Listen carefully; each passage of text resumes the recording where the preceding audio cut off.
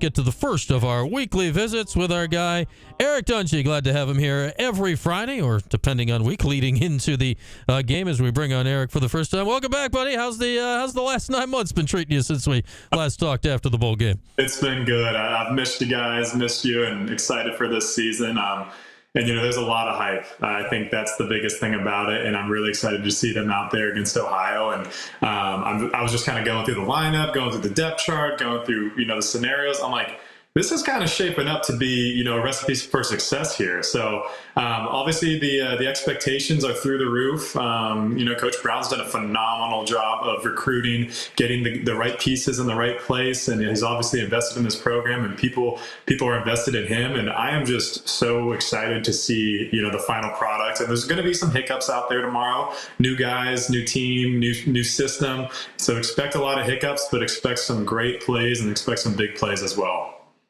Eric, I'm intrigued from you from a recent, we can still call you a recent alum, right? You're not that old yet. From your perspective, like, what's it been like for you guys that are a part of this program to watch all of this stuff that has happened here in the offseason?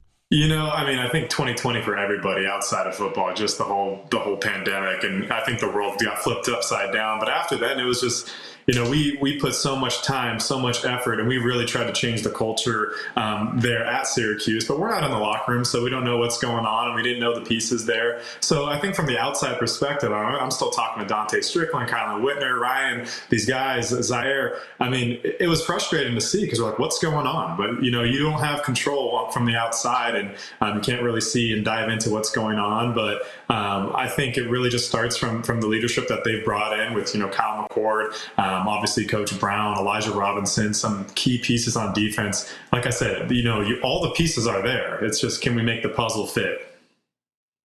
Yeah, and that'll be the thing that we won't quite know until the games actually start tomorrow. We actually get to see it out there. What do you think this transition will be like? I mean, you went through it, right? Like transitioning into Dino. What is it like going from off-season new head coach? You're hearing all the new plans, you're hearing all the coach speak, you're hearing everything that's new. The transition from that to an actual game. What is that process like with a new guy who's, and even more so with Fran, because it's literally his first game as head coach, when it goes from here's all the plans and now here's a game?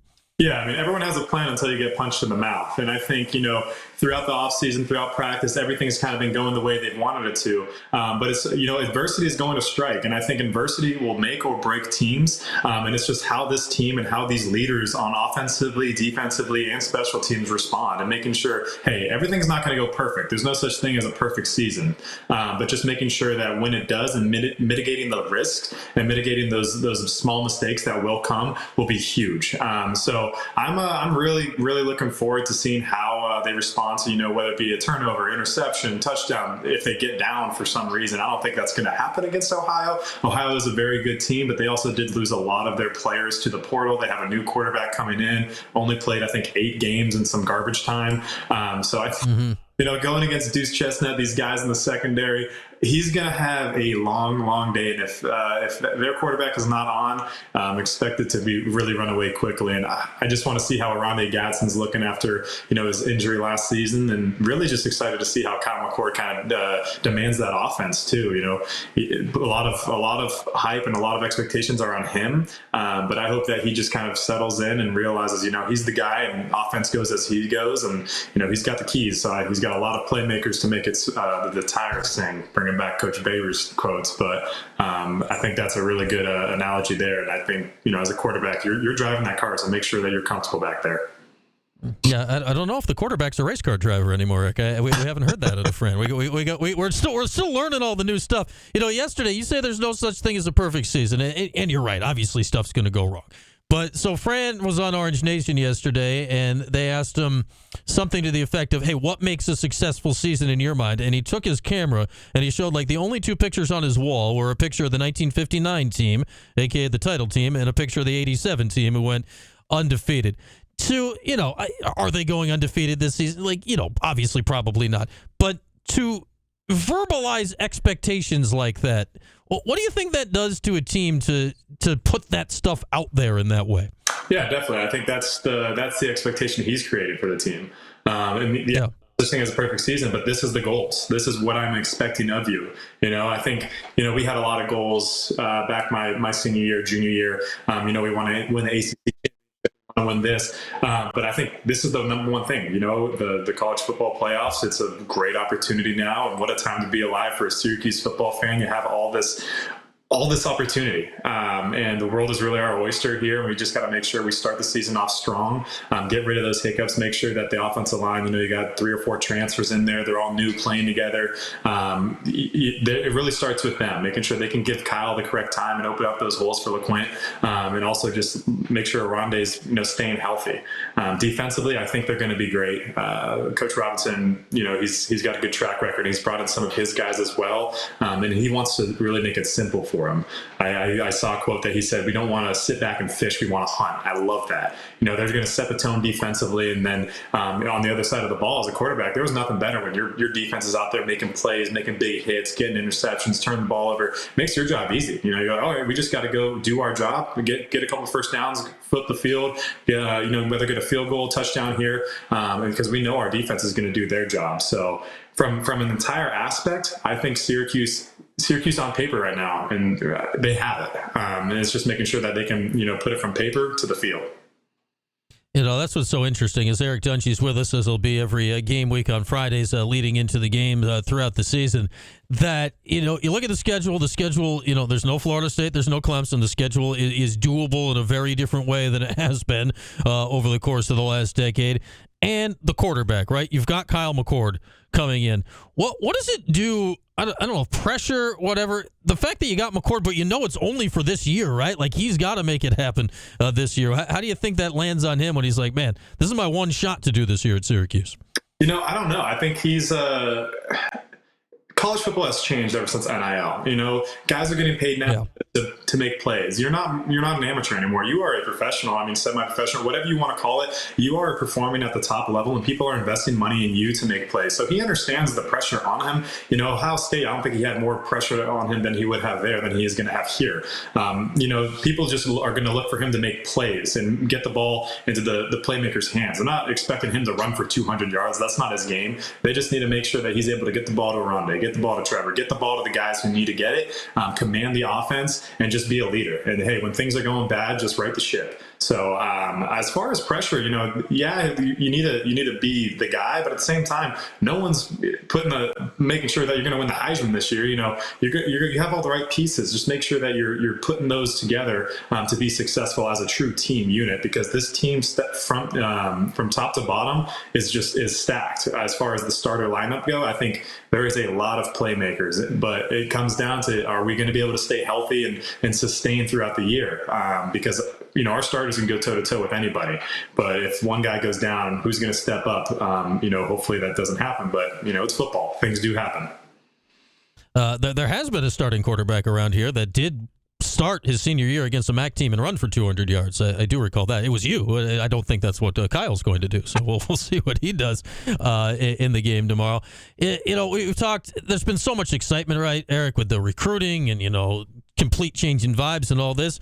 We still don't know. Like, we have some idea, but we really don't know what the X's and O's are going to be. Like, what are you going to be watching for tomorrow to get a sense of, what this offense and what this defense are actually going to look like this year? I think, again, the first games are always different, especially when you're playing against an inferior opponent. Nothing against Ohio. It's a MAC school. It's just one of those games that you can kind of get those hiccups out. But I think they're going to keep it very vanilla. I think the offense, they're going to run their core plays. They're not going to do any trickery, anything like that they're going to utilize later in the year.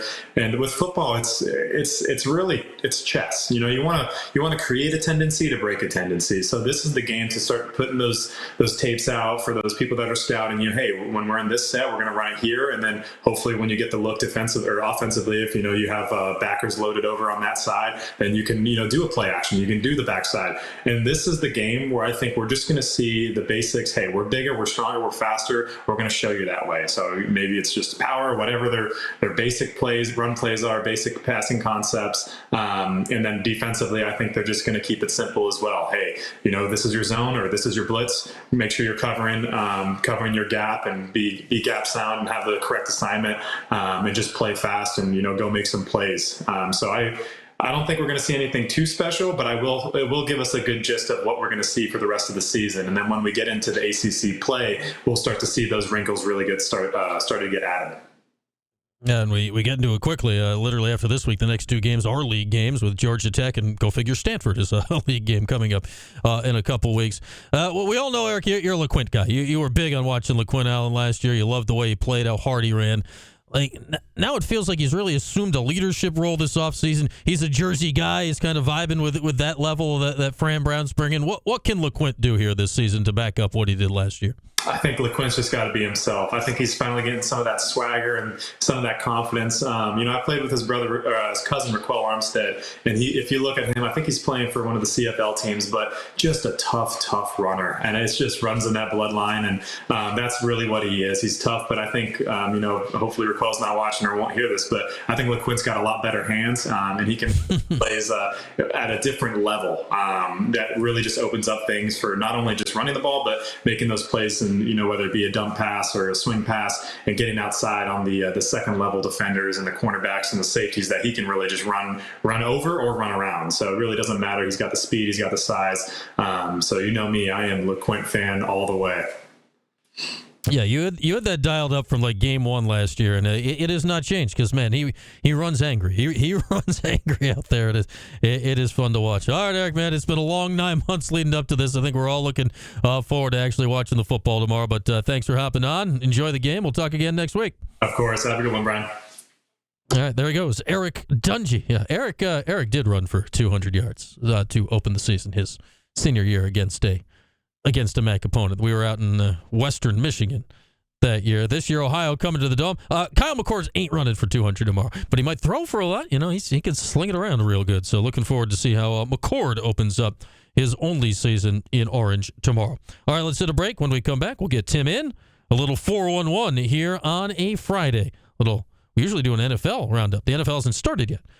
Well, maybe a little college football roundup. Week 1 upcoming. Tim in next. Q Sports Talk, ESPN Radio.